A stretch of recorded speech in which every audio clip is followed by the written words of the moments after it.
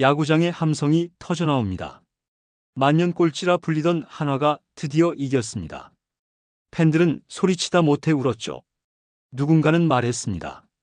한화가 살아났다. 하지만 이건 단순한 야구의 이야기가 아닙니다.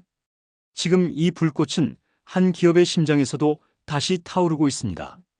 불과 몇 해 전까지만 해도 패배의 상징이라 불렸던 이름 한화. 그런데 이제 그들은 세상이 주목하는 기업이 되었죠. 전쟁의 무기에서 우주의 로켓까지. 불꽃은 산업의 영역을 넘어 국가의 전략이 되었습니다. 2025년 한화는 스웨덴 국방물자청과 1억 달러 규모의 탄약 추진체 시스템 계약을 맺었습니다. 같은 해 폴란드와는 유도미사일 생산 협약을 체결했죠. 미국과 유럽의 긴장이 높아지고 트럼프 행정부의 재등장으로 관세와 국방 재편이 이슈가 되자 세계 각국은 새로운 파트너를 찾고 있습니다. 그때 등장한 이름이 바로 한화였습니다. 한화는 이제 아시아의 록히드 마틴이라 불립니다. 불과 10년 전만 해도 상상하기 어려운 일이었죠. 야구장의 불꽃이 부활의 상징이라면 방산의 불꽃은 한화의 실력을 보여주는 증거입니다. 이제 우리는 묻습니다.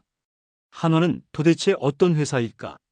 어떻게 이토록 다양한 산업을 넘나들며 위기 속에서도 다시 일어설 수 있었을까? 그 답을 찾기 위해선 시간을 거슬러 올라가야 합니다. 오늘 이야기도 끝까지 함께 해주세요. 구독과 좋아요는 이 채널이 계속 불꽃을 지필 수 있는 힘이 됩니다. 여러분의 작은 클릭 하나가 다음 이야기를 만들어갑니다. 1922년 충청남도 천안군 천안면 부대리. 일제강점기의 암흑기, 가난한 농가에서 한 남자아이가 태어났습니다. 6남 1녀 중 둘째였던 김종희는 어려서부터 부족한 살림 속에서도 스스로 살아야 했습니다. 아버지 김재민, 어머니 오명철 슬하에서 그는 늘 들판의 흙냄새와 함께 자랐고 나라가 강해야 사람이 산다는 생각을 마음속에 품었습니다. 그의 삶이 본격적으로 움직이기 시작한 것은 21살이던 1942년이었습니다. 그는 조선화약 공판 주식회사에 입사하여 처음 화약을 다루게 됩니다. 전쟁의 한가운데서 그는 화약이 파괴의 도구가 아니라 나라를 일으키는 기술이 될 수 있음을 깨달았습니다. 그리고 그 믿음은 평생의 철학이 됩니다. 1952년 한국전쟁의 포성이 채 가라앉지 않았던 그해, 그는 한국화약 주식회사를 세웠습니다. 총과 탄약을 사오던 나라에서 이제는 스스로 만들겠다는 결심이었지요. 나라가 있어야 기업이 있다. 내가 만드는 것은 단순한 탄약이 아니라 이 나라의 생존이다. 그의 말처럼 한국화약은 폐허 위에서 피어난 첫 산업의 불씨였습니다. 그는 전쟁의 상처 속에서 산업의 뿌리를 심었습니다. 1950년대 말 한국화약은 국내 유일의 화약 생산 기업으로 자리 잡으며 산업화의 초석이 되었고 비료와 섬유, 시멘트, 건설로 사업을 넓혀 나라의 재건과 함께 걸었습니다. 1960년대와 70년대 그는 정부의 경제개발 5개년 계획에 참여하여 중화공업 시대를 이끌었습니다. 1964년 신한베어링 공업을 인수해 기계산업으로 시작해서 한국화성공업을 세워 석유화학으로 태평양 건설로 건설 분야로 확장했습니다. 1968년에는 제1화재해상보험을 인수하여 금융의 기틀을 마련했고 다음 해에는 경인에너지 개발을 세워 정유산업에 나섰습니다. 1973년에는 대일유업, 오늘날의 빙그레를 인수하며 식품 분야까지 확장했습니다. 그의 경영은 언제나 한 발 앞서 있었고 한화는 그 시기 나라와 함께 성장한 기업으로 불렸습니다. 김종희 회장은 기술을 국산화하고 산업의 불씨를 지켜낸 개척자였습니다. 그는 이인희 여사와 결혼하여 장녀 김영애, 장남 김승연, 차남 김호연 세 자녀를 두었고 훗날 세 자녀는 각각 제1화재, 한화, 빙그레를 이끌며 그의 철학을 이어가게 됩니다. 1981년 향년 58세로 세상을 떠났지만 그가 세운 기업들은 여전히 한국 산업의 근간으로 남아 있습니다. 그의 불씨는 꺼지지 않았고 이제 그 에너지는 장남 김승연의 손에서 새로운 시대를 열기 시작하고 있습니다. 1952년 충청남도 천안. 전쟁의 포성이 아직 멋지 않았던 그해 한 아이가 태어났습니다. 그의 이름은 김승연, 한국화약 창업주 김종희의 장남이었습니다. 그는 어릴 적부터 화약의 집안에서 자라며 아버지의 공장과 사무실을 드나들었고 화약 냄새와 기계음 속에서 성장하였습니다.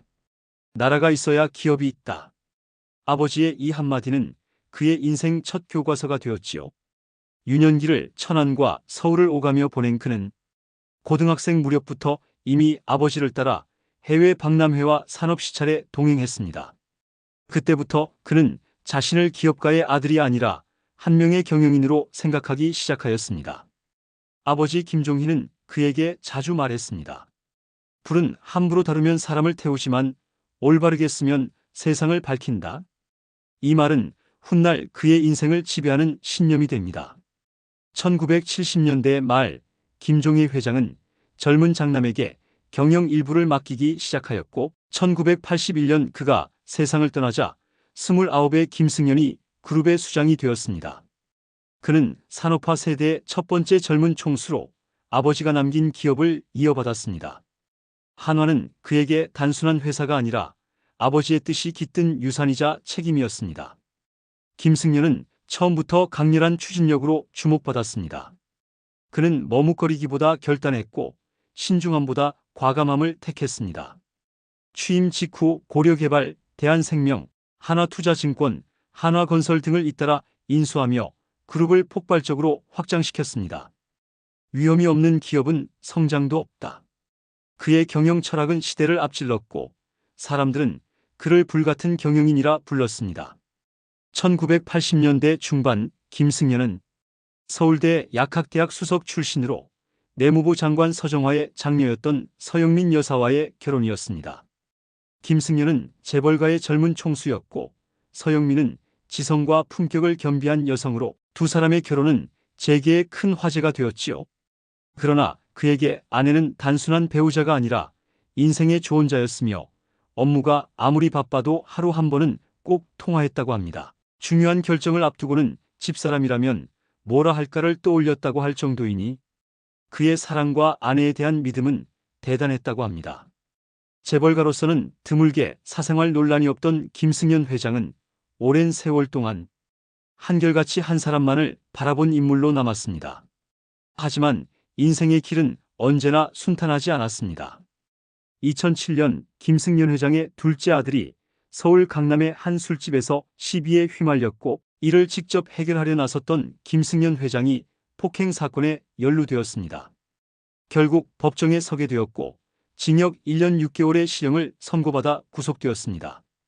그는 10개월간 복역한 뒤 가석방으로 풀려났지만 이 사건은 재계 전체를 뒤흔들 만큼 큰 충격을 남겼습니다. 언론은 한 아버지의 분노가 총수를 감옥으로 보냈다고 썼지만 김승연은 책임을 회피하지 않았습니다. 수감 중에도 그룹 보고서를 받아보며 다시 일어설 준비를 했다고 합니다. 2008년 세상으로 돌아온 김승연 회장은 달라져 있었습니다. 불은 꺼지지 않는다. 잠시 바람에 흔들렸을 뿐이다. 그의 첫마디였습니다. 이후 한화를 조용하지만 단단한 체질로 바꾸기 시작했습니다.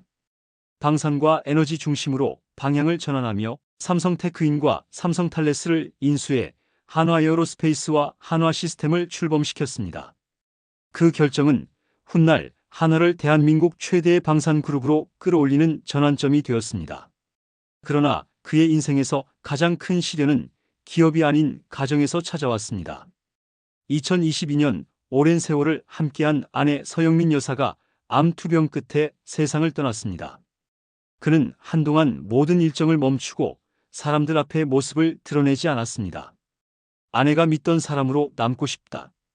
그의 이 말은 지금도 한화 내부에서 전해집니다.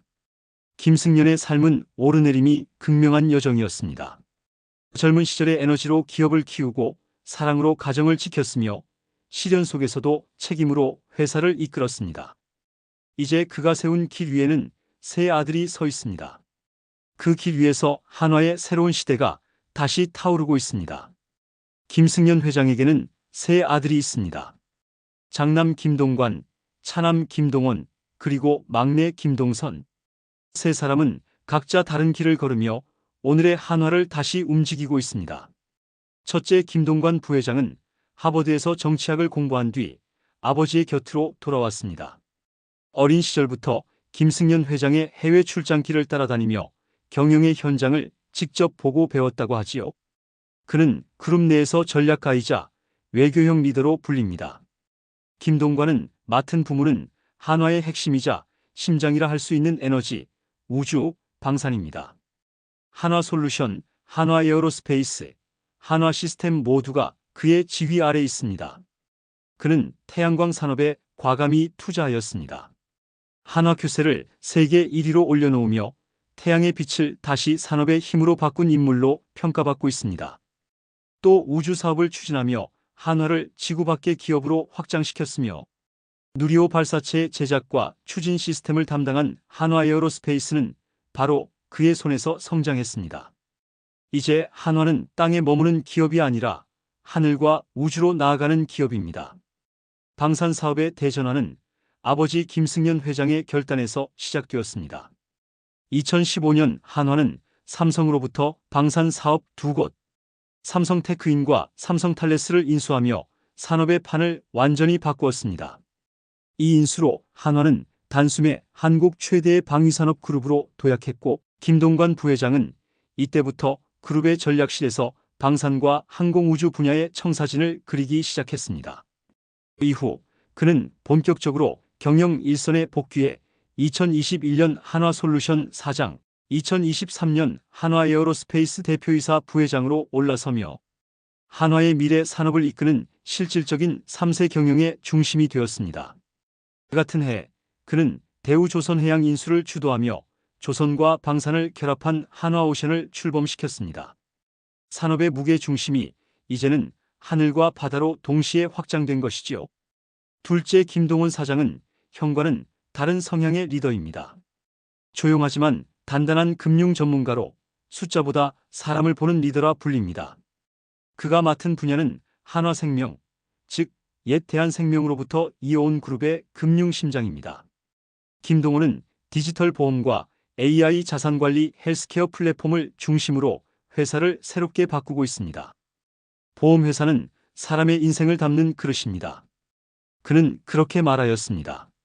그의 경영은 안정과 신뢰를 바탕으로 금융을 사람의 언어로 풀어내고 있습니다. 한화투자증권, 한화손해보험 등 금융 계열 전반을 디지털 중심으로 재편하며 그룹 내에서 두 번째 심장의 역할을 맡고 있습니다. 그리고 막내 김동선 상무. 그의 길은 조금 달랐습니다.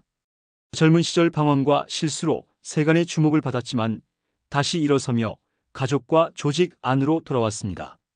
지금 그는 한화호텔앤리조트, 갤러리아, 파라스파라 서울리조트를 중심으로 그룹의 레저 유통 부문을 책임지고 있습니다. 파라스파라는 서울 북한산 자락에 위치한 프리미엄 리조트로 도심 속의 휴식이라는 콘셉트로 새롭게 변모했습니다.